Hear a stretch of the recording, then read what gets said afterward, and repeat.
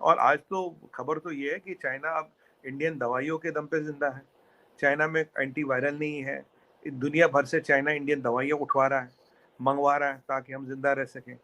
8 जनवरी से पहले पहले पाकिस्तान में भी पाबंदियां वो शुरू हो गया कि जी कोविड टेस्ट लाजिम है और ये सारा। उसके बाद इटली, अमेरिका, यहाँ पे हर जगहों पे, कई जगहों पे जहाँ पे बड़ी तादाद में चाइना के लोगों ने आना है, जी। तो वहां पर ऑलरेडी ये टेस्ट जो हैं ये लाजमी करार दे दिए गए हैं। कहा जा रहा है कि कोविड को लेकर भी जो है वो टेंशन बनी हुई है चाइना में। अब इन्होंने कभी सोचा था कि ऐसा दिन आएगा कि हमें भारत के ड्रग्स को ब्लैक मार्केट से दुनिया भर से उठानवाना पड़ेगा और उससे चाइना का आदमी बचेगा। और उसी भारत को हमने ऑक्सीजन दिया, न ऑक्सीजन सिलेंडर दिया, न एपीआई दी, और पूरी कोशिश की कि भारत में ज्यादा से ज्यादा डेथ हो और दुनिया भर में ज्यादा से ज्यादा डेथ हो। ये उन्होंने पूरी कोशिश की। मुल्क में अद्वियात अवाम की पहुंच से दूर होने लगी। मेडिकल डिवाइसेस के भी संगीन बहरान का इम्कान है। तो कहने की बात सिर्फ है, जब सिस्टम ही गलत है आपका तो आप क्या करेंगे? Education inferior. आपका 5 साल आप कम जिंदा रहते हैं बांग्लादेशियों से आज। क्यों? इसलिए कि आपका एजुकेशन सिस्टम कम है। Health suffers as a result. आज ऐसा कर्म का साइकिल चला। आज इनके यहाँ एंटीवायरल ड्रग जो चाहिए दुनिया भर से इंडियन दवाई उठा के मंगवा के खा रहे हैं। हेलो फ्रेंड्स, जय हिंद। हिंदुस्तान स्पेशल में आपका स्वागत है। दोस्तों, चीन में कोरोना से कोहराम मचा हुआ है।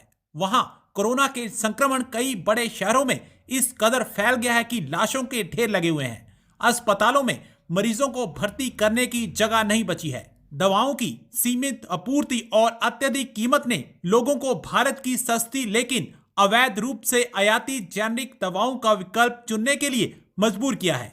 खबर है कि जेनेरिक कोविड-19 दवाओं के लिए चीन के दवा बाजार अब काला बाजार में बदल गए हैं, क्योंकि वहां लोग स्वीकृत एंटीवायरल की आपूर्ति सीमित होने के साथ एक अभूतपूर्व प्रकोप से जूझ रहे हैं। बहुत से लोग चीन की दवाओं की बजाय भारत में बनी दवाओं को खरीद रहे हैं, क्योंकि चीनी अब समझते हैं कि भारत की दवाएं इस मुसीबत में ज्यादा कारगर साबित हो रही हैं। भारतीय वैक्सीन आज चीनी वैक्सीन से ज्यादा कारगर साबित हो गई है। आज की वीडियो में पाकिस्तानी मीडिया ने और क्या कहा, तो चलिए दोस्तों आज की वीडियो की तरफ चलते हैं। Thank you so much. अभी चाइना को भी अगर हम लें तो सर बहुत सी चीजें ऐसी हैं जो उनका कहा जा रहा है कि कोविड को लेकर भी जो है वो टेंशन बनी हुई है चाइना में। देखिए, खतरा वहां जहाँ चाइनीज वैक्सीन लगी, और मैं दुआ करता हूँ आपको ना लगी हो, बाकी तो कोई खतरा है नहीं। जिन लोगों को प्रॉपर वैक्सीन लगी उन्हें कोई खतरा नहीं। देखिए, चाइना में जो वेरिएंट पाया गया वो पाया गया B7 आज जी 91 कंट्रीज में पिछले 2 साल में पाया जा रहा है और हमारे यहाँ भी पाया गया है।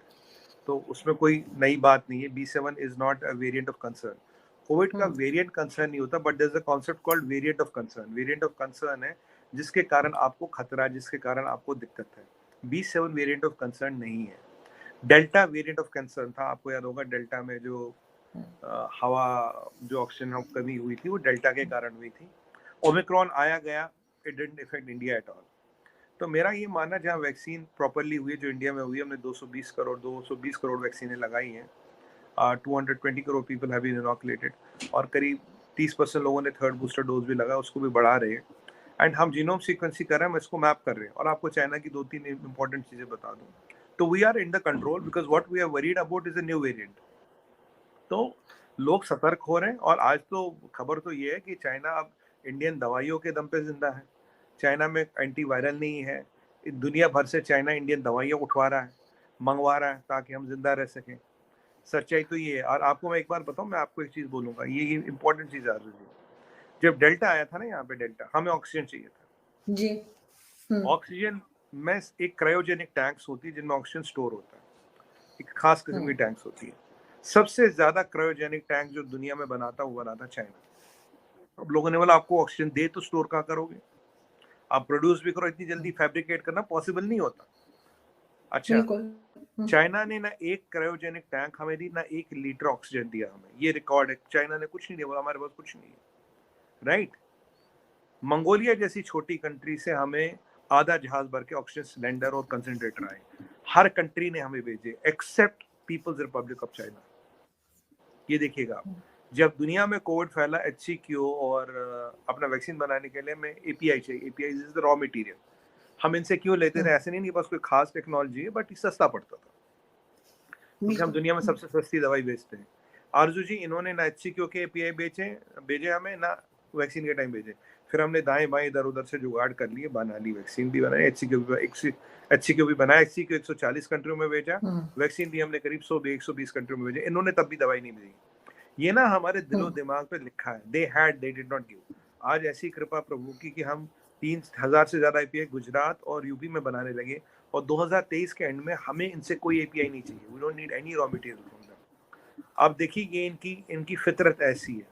आज ऐसा कर्म का ऐसा साइकिल चला, आज इनके यहाँ एंटीवायरल ड्रग जो चाहिए दुनिया भर से इंडियन दवाई उठा के मंगवा के खा रहे हैं। क्योंकि अमेरिकन दवाई एक इन्होंने इंपोर्ट की है, मैं नाम उसका भूल रहा हूँ, बट वो उसकी कीमत इतनी ज्यादा और अवेलेबिलिटी भी नहीं है।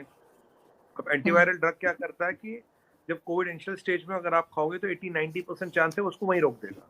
या तो आपके यहाँ ढंग की वैक्सीन लगी तो आपको कोविड होगा नहीं हुई तो हो गया तो एक एंटीवायरल ले लो, क्योंकि देखिए mortality is less than 1% Covid की। कोई ऐसा नहीं कि जिसको हो गया वही मरेगा, लेस देन 1% है।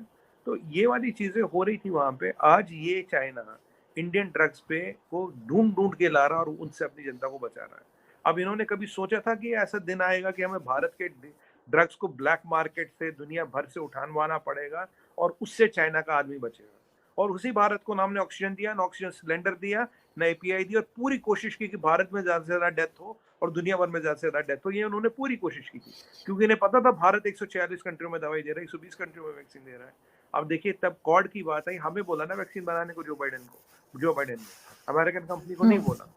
तो आरजू जी, कहीं ना कहीं आपका जो कर्म है वो कहीं ना कहीं आपके काम आता, आपका चरित्र लोग को दिख जाता, आपका कैरेक्टर दिख जाता। नहीं, आप बिल्कुल ठीक कह रहे हैं। लेकिन सर इस रीजन में अगर हम अफगानिस्तान को देखें तो वहां से भी काफी टेंशन आ रही है, और अगर चाइना से देखें तो और तरह की टेंशन है, चाहे वो कोविड की हो या कुछ भी। लेकिन अफगानिस्तान से भी जो है वो, चाहे पाकिस्तान हो या दूसरी कंट्रीज हो, कुछ ना कुछ टेंशन एक तरह की जा रही है। जिस तरह से TTP के अटैक है, और दूसरी तरह से कोई भी अभी तक एक सिंगल कंट्री ने भी रिकॉग्नाइज नहीं किया है अफगानिस्तान को।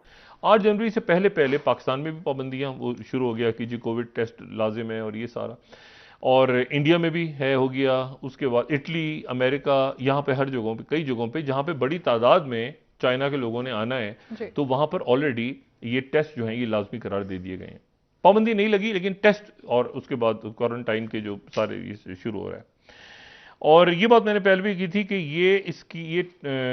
इसकी ट्रांसमिशन तेज है, लेकिन इसका जो दूसरा इफेक्ट आ रहा है इसका जो इस वेरिएंट के असरात दिमाग पे, ज़हन पे होते हैं। और एजिंग ऑफ ब्रेन वाली जो बात है, वो एजिंग ऑफ ब्रेन, यानी कि आप को नजर नहीं आ रहा, बात भूल रहे हैं। 20 साल का बच्चा है तो 80 साल की उसकी जहन हो गया, एग्जैक्टली। तो इसमें तो ये सारी बातें हो गई।